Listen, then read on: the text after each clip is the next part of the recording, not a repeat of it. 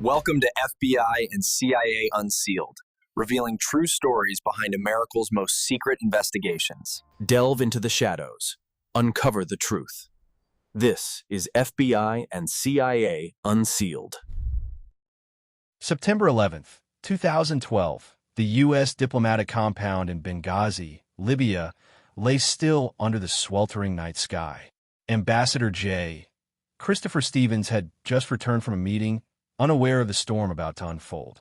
Security appeared routine, with a minimal U.S. presence and local guards patrolling. But beneath this calm, extremist militants were preparing a coordinated assault that would change the trajectory of U.S. foreign policy and intelligence accountability. At approximately 9:40 p.m. local time, gunfire shattered the silence.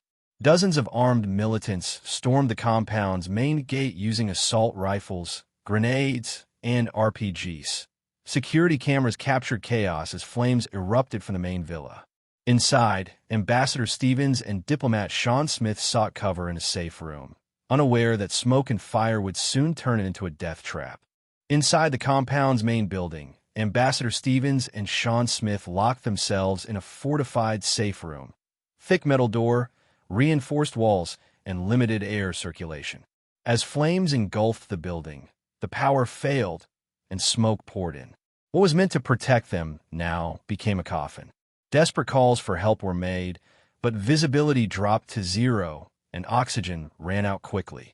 Outside the burning villa, a small team of diplomatic security agents fought back with pistols and rifles, outgunned but determined. They radioed for help while shielding themselves behind concrete barriers.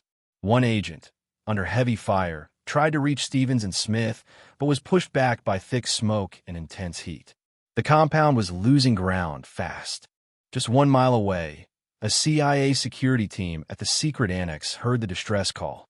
Without waiting for higher approval, 6 former Special Forces operatives suited up and headed toward the besieged compound.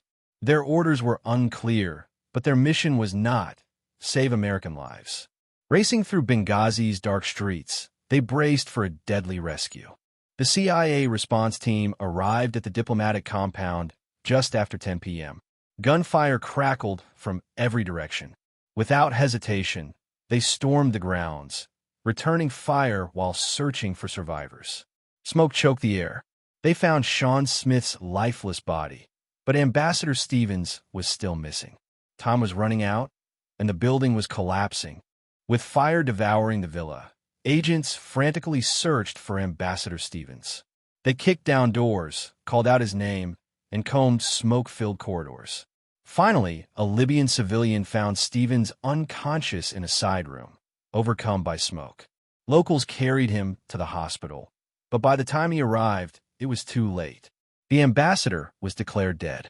With the compound lost and Stevens unaccounted for, the security team evacuated the remaining personnel to the CIA annex. The convoy sped through unlit backstreets, narrowly avoiding ambushes. When they reached the annex, they began fortifying for a second wave. Everyone knew the militants weren't finished, and the worst was yet to come. Around midnight, militants launched a fierce second attack on the CIA annex. Rockets and grenades slammed into the compound's walls. Agents returned fire fiercely, defending the perimeter with everything they had. Communication with Washington was spotty, and reinforcements were delayed. The battle stretched into the early hours of September 12th, a brutal fight for survival.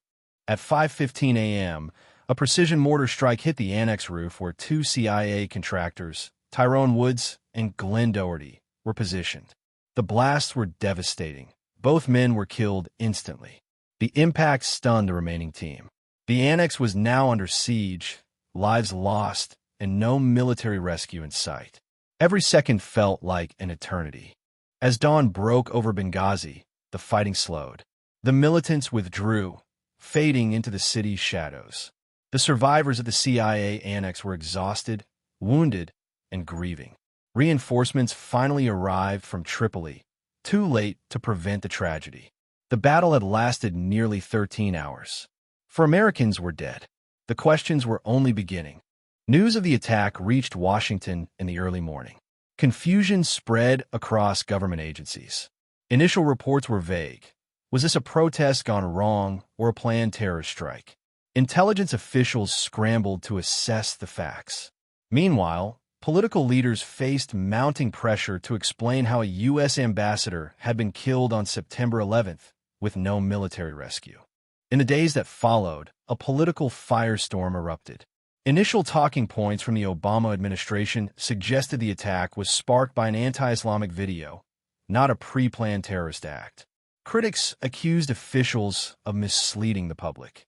The CIA, State Department, and White House clashed over who approved the message. The tragedy was now entangled in politics. Congress launched multiple investigations into the attack. Hearings stretched for years. Former Secretary of State Hillary Clinton testified for over 11 hours, defending the State Department's response. Lawmakers grilled intelligence officials, demanding answers. The focus shifted from field failures to Washington decisions.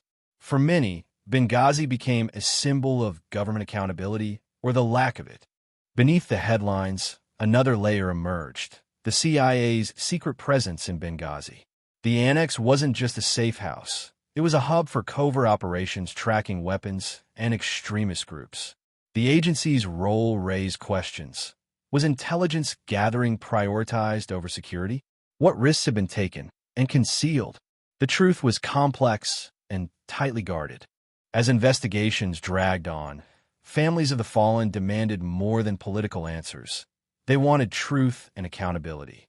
The parents of Tyrone Woods, Glenn Doherty, Sean Smith, and Ambassador Stevens spoke publicly, sharing grief and frustration. Their voices kept the memory of the victims alive, turning pain into a public call for justice. Why wasn't the U.S. military able to respond in time? That question haunted many. Testimonies revealed confusion, lack of assets nearby, and delays in decision-making.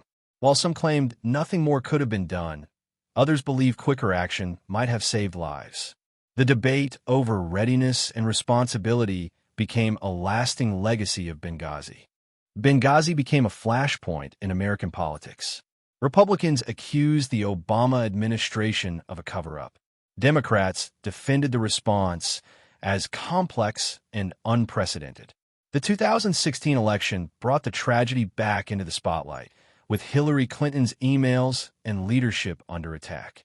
What began as a security failure had now evolved into a deeply polarizing political weapon. Despite the controversy, the legacy of those who died in Benghazi endures. Tyrone Woods and Glenn Doherty were honored for their heroism. Sean Smith was remembered as a dedicated public servant. Ambassador Chris Stevens, respected for his diplomacy and love for Libya, became a symbol of service in dangerous times. Their sacrifice remains a solemn reminder of global risks. The Benghazi attack exposed gaps in security, intelligence, and crisis response. New protocols were implemented to better protect diplomats abroad. Yet, debates over what truly happened continue to this day. The tragedy reshaped U.S. foreign policy and serves as a cautionary tale about the cost of global engagement and the human price behind every headline. Thank you for watching this detailed look at the Benghazi attack and its aftermath. Please like, subscribe, and hit the notification bell to stay updated with more true investigation stories. This is FBI and CIA Unsealed, bringing you original, factual storytelling.